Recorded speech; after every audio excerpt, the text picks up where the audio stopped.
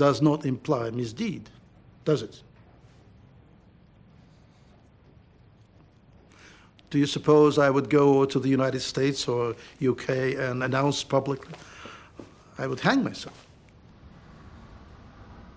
The temptation was always there for the spy masters to earn favor from the leadership, whether by covert action or just slanting a routine report. When we draw up reports, of course we dramatize those bits which pointed out the threat to the Soviet Union. By emphasizing the right things, I'd ensure that my report would go straight to the top, to the Politburo. If the report was dull and boring, it would just get filed away. This was the problem with all suppliers of information. We tailor it to get a high rating from Moscow. But did it matter if spies skewed their reports? How much did political leaders heed their intelligence services? I would argue that we probably exaggerate the significance of intelligence. Once policymakers decide on a course, I don't think correct intelligence or incorrect intelligence is going to bring any great changes in that course.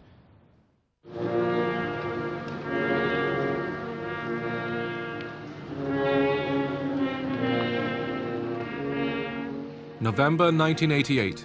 Kim Philby is buried with full honors in a Moscow cemetery. He first betrayed Britain half a century before, passing a wealth of secrets to the KGB. And yet converts were never wholly trusted. To the end, the KGB opened his mail and bugged his phone. It seemed as if the age of the spy was over.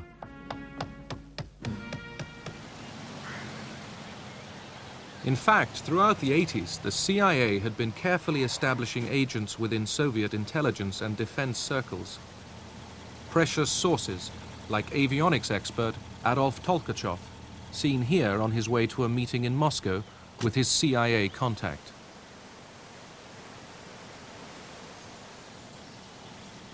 The KGB suddenly started to arrest the CIA's most important Soviet spies. In 1985, we began to lose cases, by which I mean Soviet officials working for us, and some of them disappeared. This led us to believe that something was wrong. It did not lead us to believe, aha, there must be a mole. Then the West lost General Dmitry Polyakov of Soviet military intelligence. Polyakov had retired after 18 years of spying when the KGB pounced. He had been recruited while at the United Nations in New York.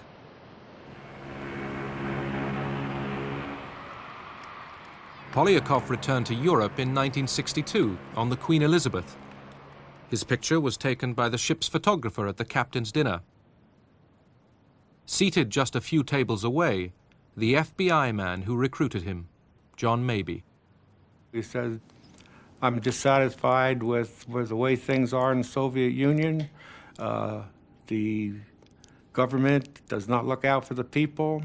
They're headed on a course of war with the United States, and they can't possibly win it. And the only people that are going to suffer out of this are the Russian people. We met on the Queen Elizabeth. Every day that it was at sea, sometimes twice a day, we reviewed literally thousands of pictures of Soviets who had been in the United States or stationed around the world. And he identified a number of them by picture and by name. Polyakov was our crown jewel. He worked for us for so many years, and he achieved such a rank that rather than us looking at an organization through the eyes of one of our sources, looking at that organization from the bottom up, with Polyakov, eventually we were able to look at that organization, the GRU, his organization, from the top down, as well as look at the KGB and the Soviet Ministry of Foreign Affairs and the Communist Party apparatus. In 1991, Sandy Grimes joined the team investigating the CIA's agent losses. In charge, Jean Vertefeuille, now suspicious there was a KGB mole in their ranks. Trying to pin down a counterintelligence case when you're looking for a mole is always a very difficult and long-term job. When we compiled a list of how many people could have done it, we came up with 198 people. The mole hunt took 3 years, homing in on CIA counterintelligence officer Aldrich Ames. The FBI filmed him secretly in Bogota in 1993. I was walking up and down, wondering what had happened to my KGB contact, who had been there an hour earlier. I was reasonably alert, but I didn't see the surveillance. And I suppose it was frustrating for the FBI because they were scared to death of me seeing surveillance. So they had to stay way back. As a result, they never saw me doing anything. They had no evidence of any operational activity on my part. The FBI staked out Ames's house and tapped his phones. The breakthrough had come from CIA analysis of his bank statements.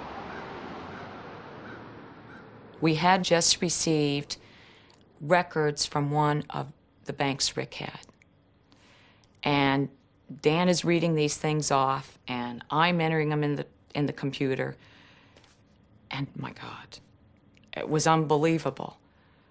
On 17 May, Rick had reported having had a lunch with his Soviet contact, Chuvakin. 18 May, there's a deposit into his checking account for $9,000.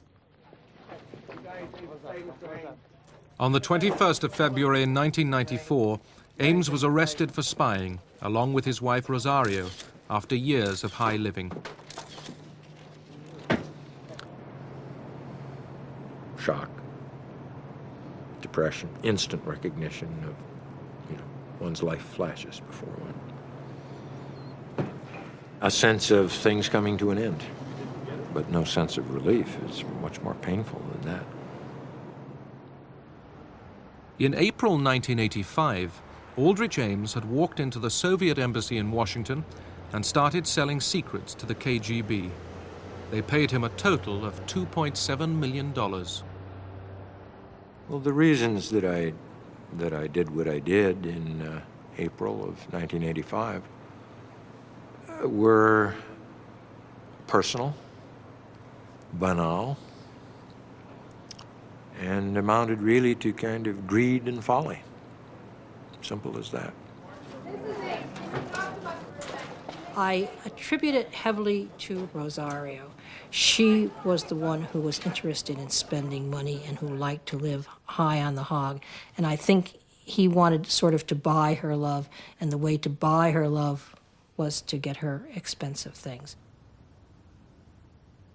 Ames had no illusions about the real price of his treachery. I knew quite well when I gave the names of our agents in the Soviet Union that I was exposing them to the full machinery of counter-espionage and the law and prosecution and capital punishment, certainly in the case of KGB and GRU officers. Obviously, these folks I knew would have to answer for what they'd done. And certainly I felt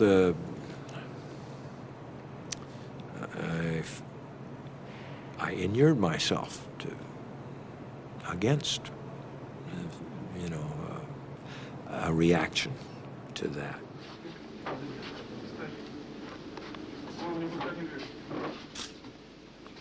Dmitry Polyakov was one of the 25 agents betrayed by Ames. 10 were executed and 1 committed suicide. 1 alone was smuggled to safety by the British Secret Service. I was seized by the KGB in May 1985. I was put under house arrest, but I managed to escape in July, alive well, and safe. I was lucky. The others were shot in the dungeons of some KGB prison after long months of continuous threats and interrogations. They lost everything: family, children, work, and then their lives.